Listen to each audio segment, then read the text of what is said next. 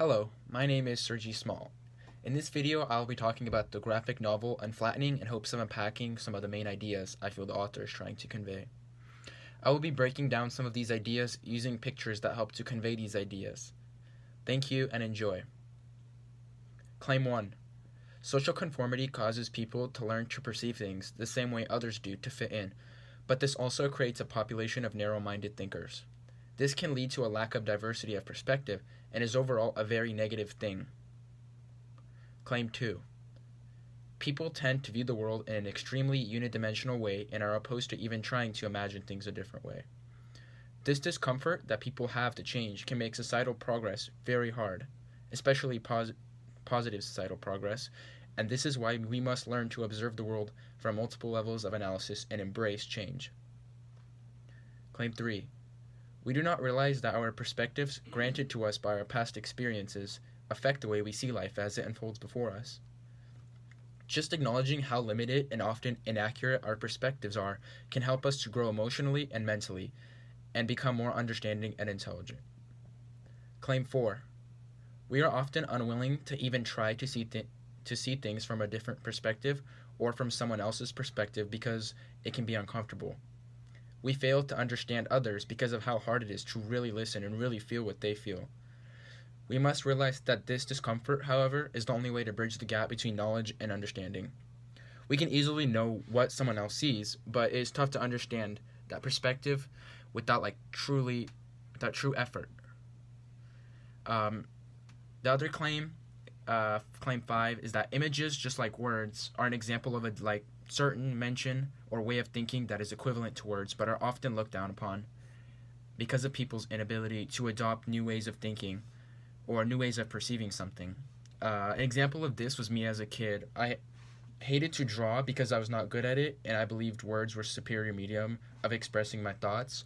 But later on, I realized that drawing was actually so much better than I had initially thought, because although it was tougher to express some ideas or thoughts, I could express abstract concepts and emotion better than words.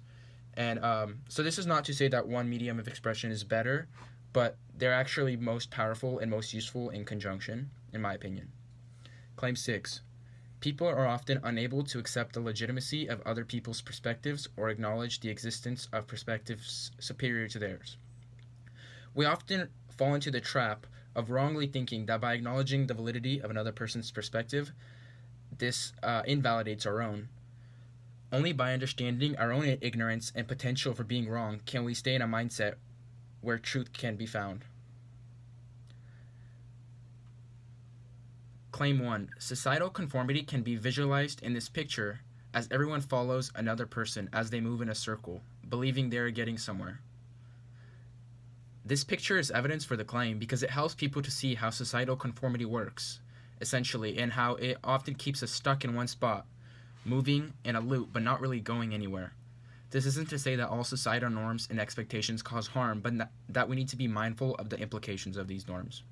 This picture also helps the audience understand that many times deviating from these norms can be the best things to do in terms of progression as a society. This next picture demonstrates how people will always be opposed to change, be it technological or societal, simply because of the way they think. The picture helps the audience to understand what opposition to change looks like. It is often people who refuse to accept something for no other reason other than that because it is foreign. People fear change, so traditions and customs continue to dominate the social dynamic.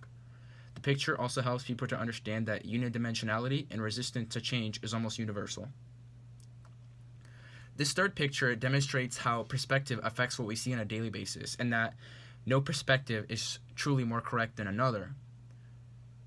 This picture helps the audience to understand that many times we just perceive things a little bit different while looking at the same thing, and that perspective can change depending on how we look at something. This picture just essentially helps to prove the existence of a disconnect of perspectives. This last picture illustrates how words are ingrained from childhood education as the best medium of expression, even though images have the same ability to express. The picture makes the point that images are not worse than words in terms of expression or communication. They are just used less, and people do not want to change this. This picture is expressing to the reader that both images and words are equivalent. Pictures can speak 1,000 words, but words can paint a picture. Both images and words are used in the illustration above to support the point, so the idea the image is expressing is internally consistent. Thank you, and goodbye.